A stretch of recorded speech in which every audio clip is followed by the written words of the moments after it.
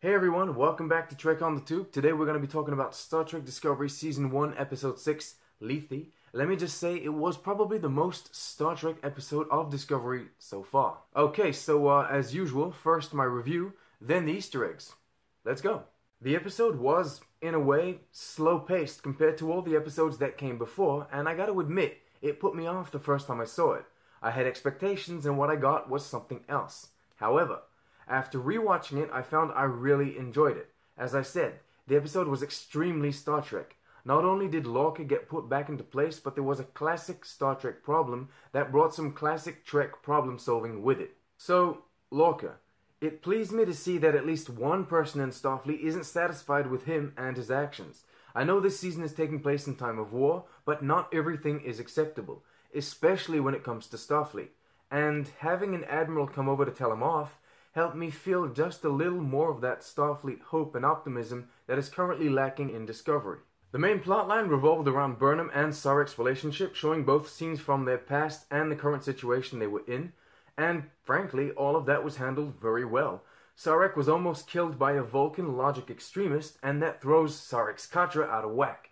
Of course, as established in the premiere, Burnham shares that katra, so she's also affected. About the logic extremist, it was kind of unexpected, but I suppose that's what the show was going for. Keep in mind though, unexpected doesn't mean out of place. We've seen isolationist Vulcans before in both Enterprise and the Next Generation, so 50 years before and over 100 years after. We're talking Vulcans that see humans and others as impure and inferior, and therefore seek to leave the Federation. It seems to be a recurring thing among the Vulcan people. I've said it before, Vulcans are assholes. Now, granted, our extremist was terrible at his job. He could have simply shot Sarek or injected him with the boom serum and it would have been much more effective. But my point is, having a Vulcan radical faction on the show isn't a bad thing at all. Following this, Burnham needs to find Sarek in order to save him, and that's where the classic Star Trek problem solving kicks in. They talk about the situation, throw some technobabble into the world, and apply the solution without killing or torturing anyone. Perfect. Later on, Sarek and Burnham share thoughts and mind about the day she was rejected by the Vulcan Expeditionary Group. But wait, she actually wasn't rejected. The episode showed us how Sarek had to choose between letting Spock or Burnham join, and he chose Spock. I know I don't usually recap episode events like this, but this is important. You see, Sarek basically never spoke to Spock, or only very rarely.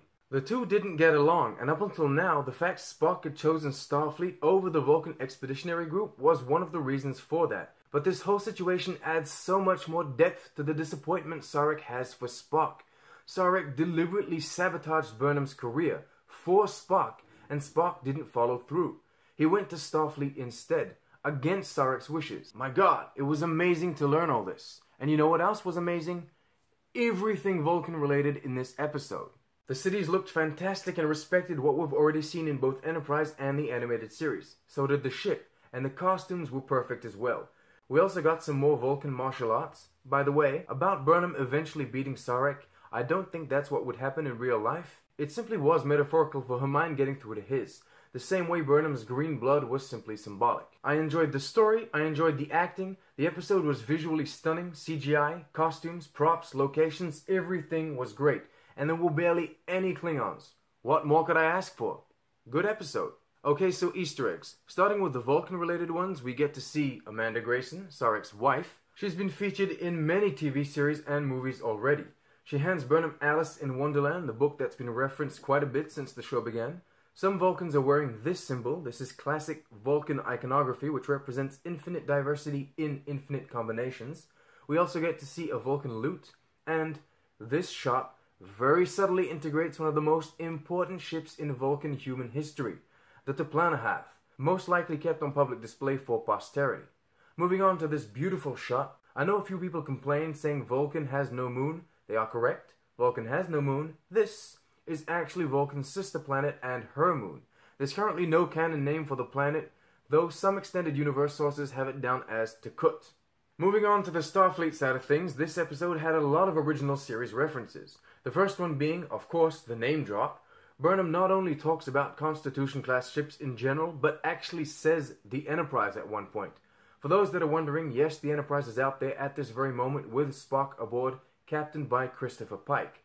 Talking about the Enterprise, it might just be me, but I thought this design in Lorca's quarters resembled the one from Kirk's quarters quite a bit. Sickbay on the Discovery also had some colored liquids that are comparable to the ones we see in the original series, and the shuttle liftoff is very similar to what we see in the remastered original series.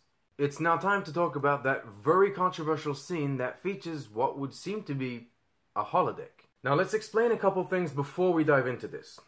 Holograms, Discovery aside, have been around since before humans were even in space.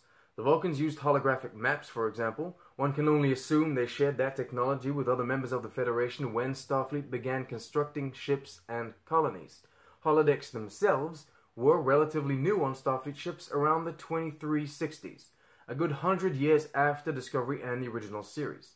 That doesn't mean holodecks didn't exist on Federation planets before that, but there were no holodecks on the ships until that time. However, the animated series showed us that Constitution-class ships like, for example, Kirk's Enterprise, were equipped with something called recreation rooms. Essentially, these rec rooms were holodecks but with a different name. So if someone says Kirk's Enterprise had no holodeck, that's correct, but it did have a rec room. Think of it this way. The Next Generation had replicators, the original series had food synthesizers. These two things are essentially the same, but with very different names, simply because one is more advanced than the other. Cell phone to smartphone, similar technology, but one more advanced and with a different name. Bringing all this over to Discovery, we get synthesizers, which seem on par with the original series and less advanced than the Next Generation replicators.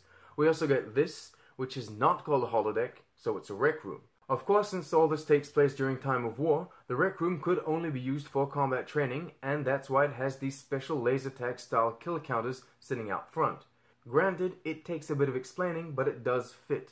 Personally, I would have preferred them not to do this. I would have much preferred something similar to the targeting holo emitter we see in Enterprise.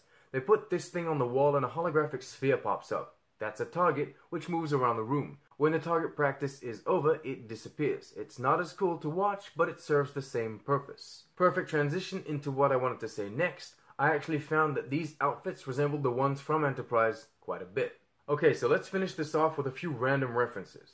Admiral Cornwell talks about eugenic manipulation, which is a callback to the now illegal research that created Khan and his augmented friends. She is, by the way, drinking a bottle of Wee Bairn's Scotch with Lorca, which has already been seen a few times on Deep Space Nine. The nebula they go into is located near Eurydia. The Eurydians are a bunch of information dealers we see in the Next Generation and Deep Space Nine. Ash Tyler talks about the moons of Grazer. We've never heard of Grazer itself before, but this guy, president of the United Federation of Planets, is a Grazerite. Final comment, or more just something I wanted to ask you. Stamets uses speed as an example. I'm not sure people in the 2250s would still even know about speed. What do you think? Okay, that's it for today. Thank you very much for watching. As usual, like, subscribe, leave a comment, and live long and prosper.